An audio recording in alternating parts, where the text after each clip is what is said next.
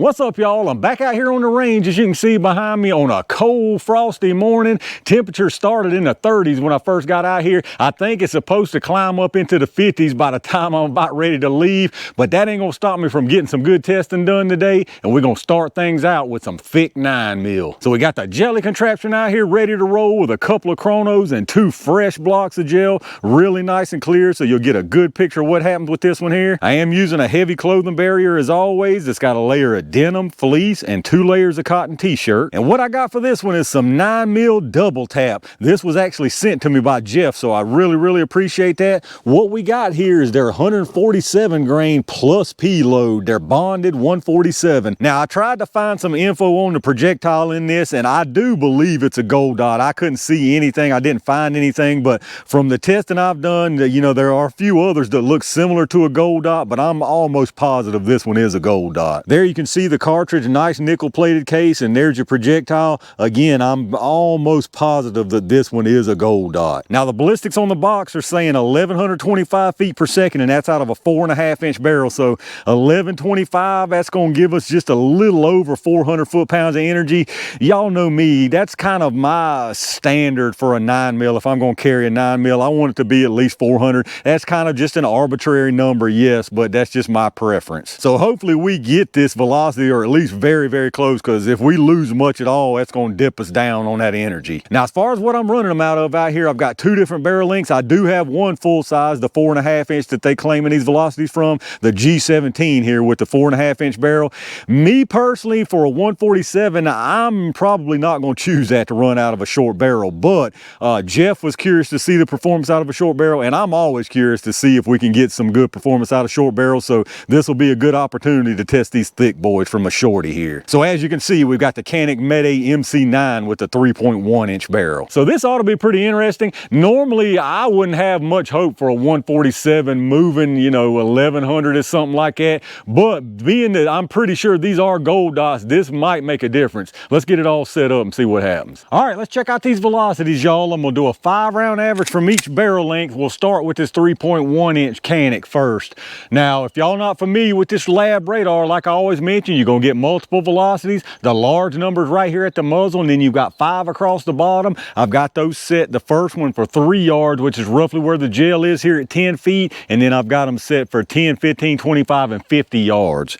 Now remember, the box on this is saying 1125 from a 4.5, so I don't expect to see it here. Hopefully we get close, because we're giving up energy quick like. That feels nice. 1108. 1111. 1100.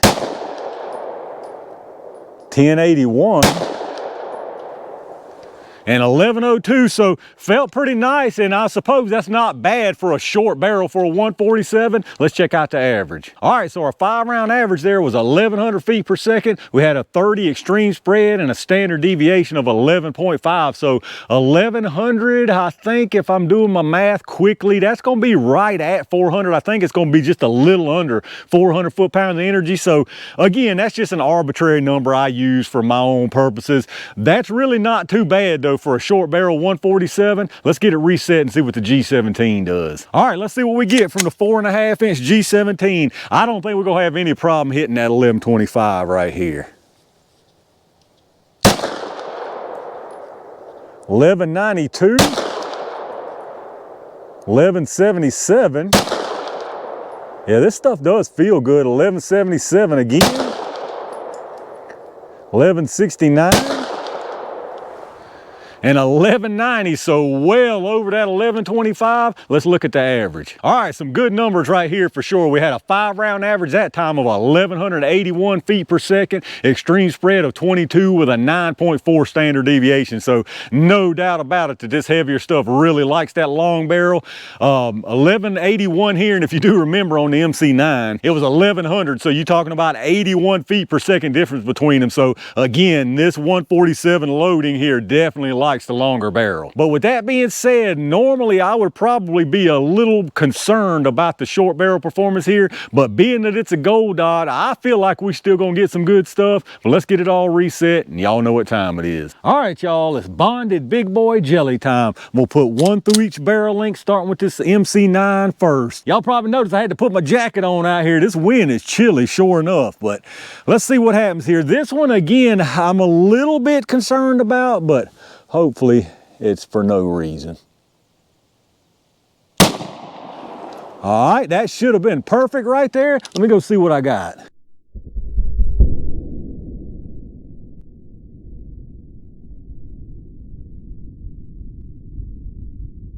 All right, looks like I was worried for no reason on that. Looking like some good performance down there. Again, being a gold dot, I would say that several 147.9s at this velocity would probably not look near as good as that. So this right here, I don't have any doubt we're gonna get some good stuff. All right, that should have been another perfect placement. Let's go check this stuff out.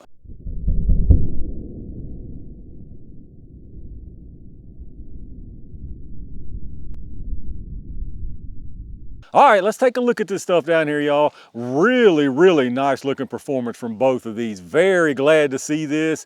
On the top, of course, that was the short one from the MC9 3.1. As you can see, comes in here. Very, very nice expansion and disruption right here. Nice energy transfer. Pretty much all the way through its track, you got some nice disruption. Coming down here, probably a little bit under an inch shy of the end of this first block, so a little bit over 15 inches. And looks like you got some really nice expansion. Now, this is kind of like the last gold dot we tested. I can't remember which one it was, but you can tell this short barrel one didn't get all the way full expansion, but it does have some really nice expansion still. And then dropping down below that, of course, that was the one from the G17. Again, very, very nice performance right here. Really nice disruption, nice energy transfer. Now, this right here definitely looks bigger here because of this outcropping, but when we get from above, I'll show you, it's kind of the same on the top, but flip the other way. So you'll see when I show you from above, but either way, very, very nice disruption. Again, all the way through this track. This one looks like it's about an inch short of the short barrel one, which makes sense because you can definitely tell you got more expansion here. So as far as the penetration on them, the one on the top here from the MC9 is actually exactly 15 inches. So very, very nice right there.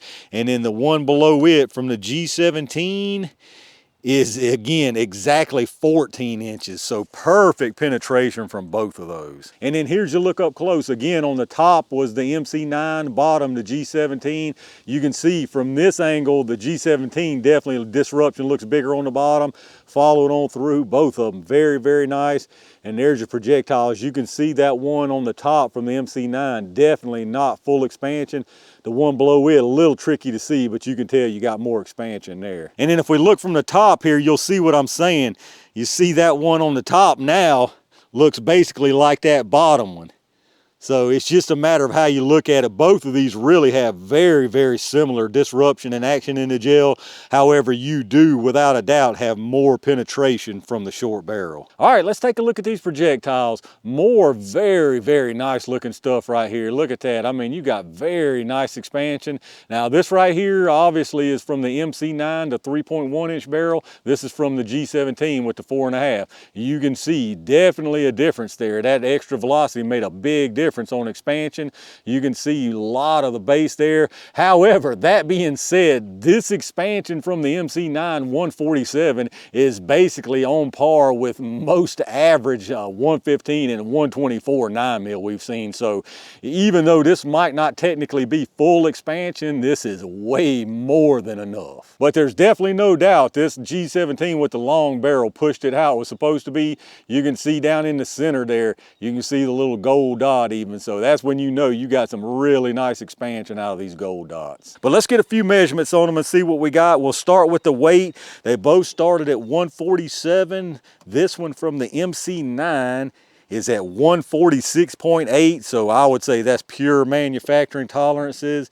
This one from the G17 is 147.4. So again, nothing but manufacturing tolerances, I would say, on both of those with no loss in material. And then as far as the size on them, we'll do the MC9 first. You got 5.63 and 5.69, so really nice even expansion there. And this one from the G17, you got 6.14 and 6.19. So again, fantastic even expansion from both of these rounds. And there you go, y'all, the DoubleTap 147 grain plus P gold dot load. Absolutely fantastic performance from both of these rounds. You know, I started out kind of, you know, kind of lukewarm on the performance on these, but now after just looking at the big picture and the whole lot of performance all together here, this is some really nice stuff. Even with this heavier weight, you got some really nice velocity and energy even out of the short barrel. So again, I'm not really going for a 147 with short barrels, but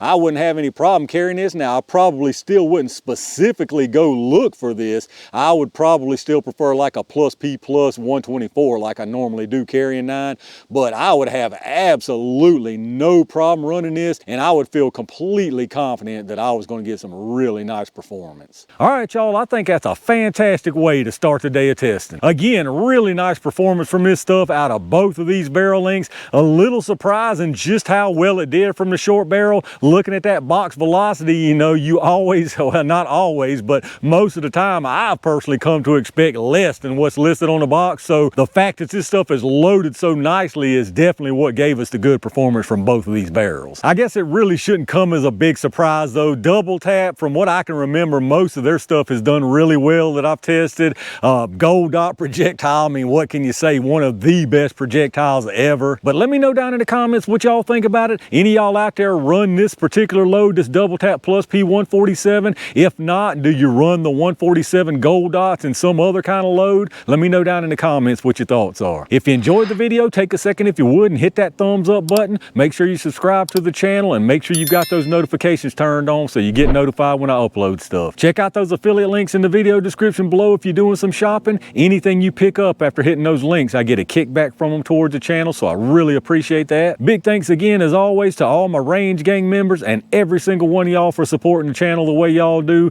I've got a couple more really interesting things planned for out here today, so stay on the lookout for those. And in the meantime, stay safe, stay prepared, and I'll see you soon.